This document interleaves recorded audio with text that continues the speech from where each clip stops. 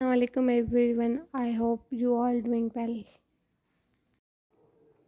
The speaker did not properly space out his speech but went on one point. Speaker अपनी बात नहीं रख पाया मगर वो किसी एक पॉइंट पे जोर डाल रहा था तो स्ट्रेसिंग होगा। बी अवॉइडिंग इसलिए नहीं होगा क्योंकि अवॉइडिंग कोई वर्ड होता ही नहीं है।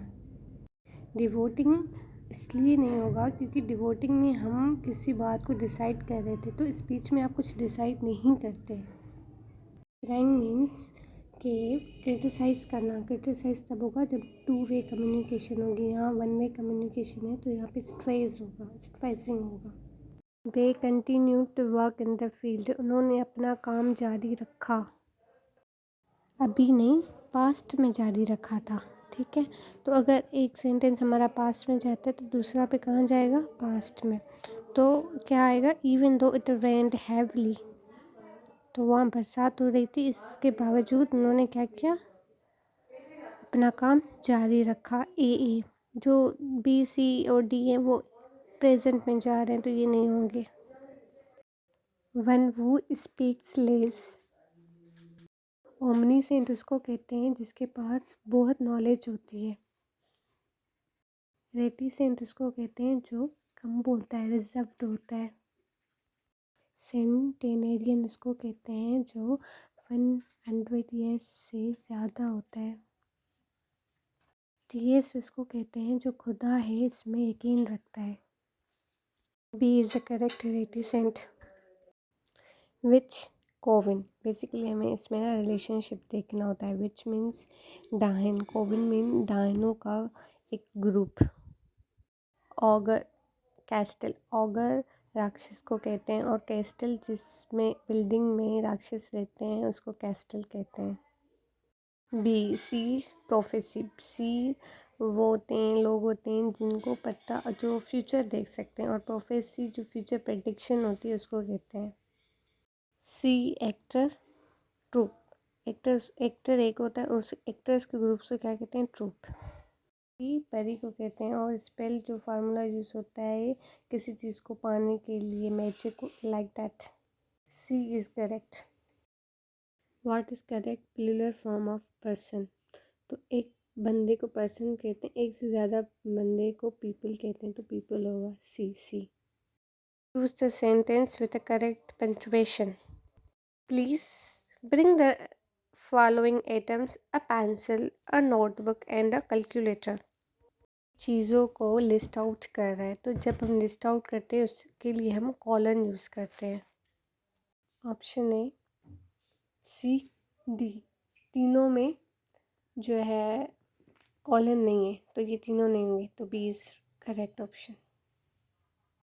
What is correct form of verb? She day shall work every day. Do नहीं होगा क्योंकि शी के साथ डू नहीं लगता, और सी इसलिए नहीं होगा डूइंग क्योंकि उसके साथ हमें हेल्पिंग वर्ब चाहिए होगा, या तो डस या तो डिड। जो हम एवरी डे एक्टिविटी के लिए यूज़ करते हैं वो हम सिंपल प्रेजेंट को इस्तेमाल करते हैं, तो इसलिए क्या होगा? She does her homework every day. B is correct. Bit by bit I started to feel. ये नाउन है, बिट बाय बिट एडवर्ब है, वर्ब है और आर एडजेक्टिव है।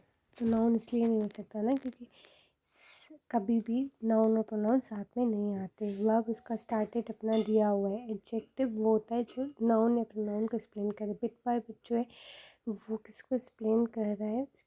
उसकी स्टार्टेड मतलब उसको धीरे धीरे ये चीज़ हो रही है तो धीरे धीरे एडवर्ब होगा, तो बिट बाय बिट एडवर्ब होगा। We will contact you when he return from abroad। तो प्रीपोजिशन के बाद हमेशा नाउन आता है तो ए होगा।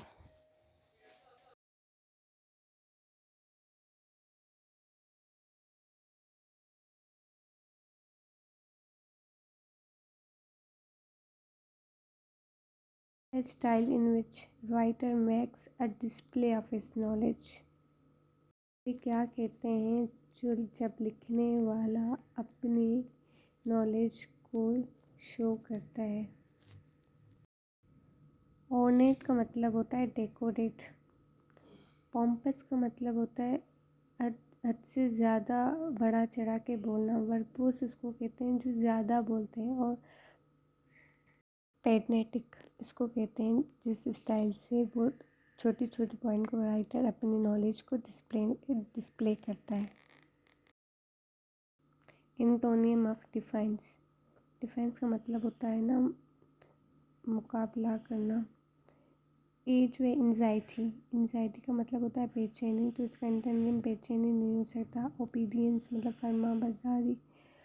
और सी सस्पेशन, सस्पेशन मतलब किसी चीज़ पे डाउट, शक, जिसमें मतलब सेड, तो बी होगा ओबीडियंस। सिनोनियम ऑफ इम्प्रेसिपिटेबल, इम्प्रेसिपिटेबल का मतलब होता है ना कोई छोटी चीज़ जिसको आप नोटिस ही ना कर पाओ। ए मीन, मीन मतलब बीच वाला। ऑब्वियस मतलब क्लियर, जो साफ समझ आ रहा हो। और जो हम्बल होता है, हम्बल मीन मिस्किन, गरीब इंसान। तो सब्टिल होगा, सब्टिल मतलब इतना कम कि समझ ही ना आए। सिनोनियम ऑफ इम्पेजिल, इम्पेजिल का मतलब होता है ना किसी चीज़ का सही से इस्तेमाल ना करना। रिम्यूनरेट का मतलब होता है कि किसी चीज़ का कंपनसेशन करना, स्पेशली किसी एक्स्ट्रा काम करवाने के लिए। बी क्लियर, क्लियर का मतलब होता है साफ, बैलेंस मीन्स स्टेबल, सही। डी मिस एप्रोप्राइट, मिस एप्रोप्राइट का मतलब है कि सही से इस्तेमाल ना करना, तो डी होगा D. Thank you for watching, for more comment below.